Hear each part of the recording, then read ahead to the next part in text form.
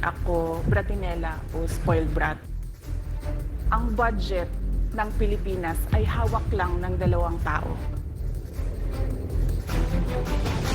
Magandang araw po, Madam Vice President. Una sa lahat, nagpapasalamat po kami sa pagkakataon na binigyan niyo po sa amin at makapagtanong po sa inyo.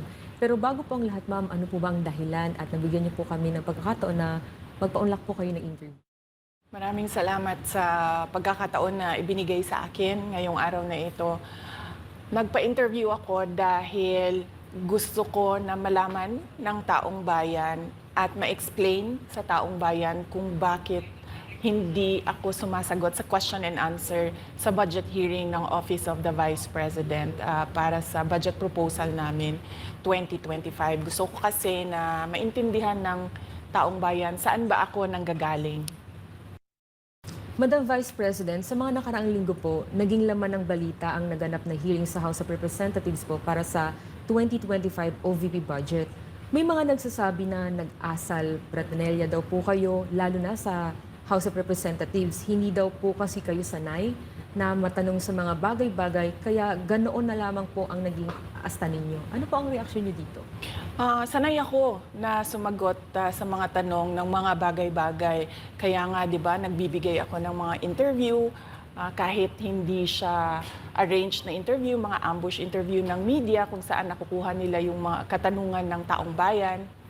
Sanay ako sa ganyan. At alam ng taong bayan na hindi ako bratinela o spoiled brat dahil kilala nila ako simula nung ako ay nasa Davao pa, simula nung ako ay mayor pa, hanggang naging vice president ako. Kilala ako ng taong bayan na hindi ko inaabuso ang aking power at ang aking authority sa lahat ng mga opisina na nahawakan ko. Testigo ko ang buong bayan na hindi ako isang spoiled brat. In fact, nung ako ay lumalaki, hindi naman, ang mga kaibigan ko, hindi naman sila galing sa political na pamilya, sa mga mayayaman na pamilya, sa mga powerful na pamilya. Sila ay mga ordinaryong tao lamang at yun ang kinalakihan ko. Isang ordinaryong environment ng isang ordinaryong citizen ng ating bayan.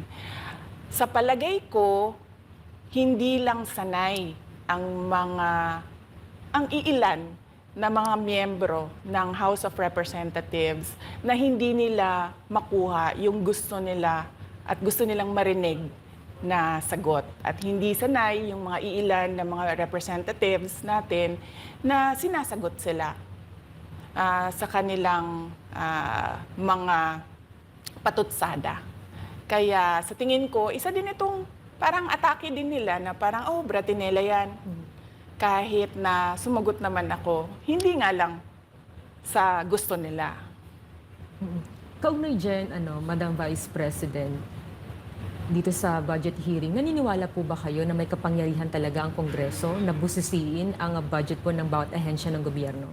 Siyempre, oo, nakalagay yan sa ating saligang batas na ang Kongreso natin ang merong power of the purse. Kaya nga, di ba, merong mga budget hearings at merong pagpasa ng budget mula sa House of Representatives at sa Senado natin, sa Kongreso natin.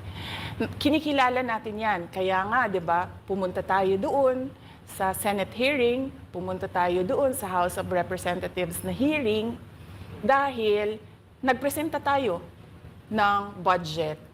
Ang ginawa ko lang ay sinabi ko, i-forgo namin yung question and answer na parte ng budget hearing. Pero kaugnay po dyan, Madam Vice President, hindi po ba dapat malaman din ng taong bayan para saan po ang pondo ng OVP? At saan po gagamitin itong panukala po for 2025? Yes. Napakahalaga sa akin na malaman ng taong bayan ang Office of the Vice President budget proposal. Kaya nga, bago kami pumunta sa Senate, bago kami pumunta sa House, ay pinublish namin yung budget proposal namin sa aming website, sa Office of the Vice President, sa social media platforms namin. Ginawa namin siyang madaling intindihin ng taong bayan kung saan papunta yung budget proposal ng Office of the Vice President. Ma'am, going back dun po kaninang sinabi nyo na yung ilang beses niyo pong sagot sa mga kongresista that you will forgo the opportunity to defend the 2025 budget proposal of the OVP and will defer to the wisdom of the Congress, bakit tila daw po iniiwasan ninyo? Parang ganun po yung lumalabas daw. Oo.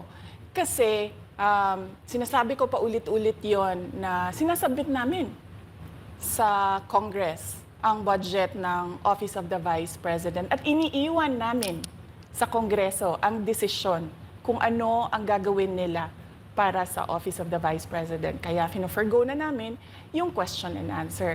Unang-una dahil nakikita namin na ginagamit siya ng ibang mga miyembro, iilan na mga miyembro ng Kongreso para umatake sa akin dahil hindi kami magkasama sa politika. At pangalawa, kasi ang budget ng Pilipinas ay hawak lang ng 2 tao.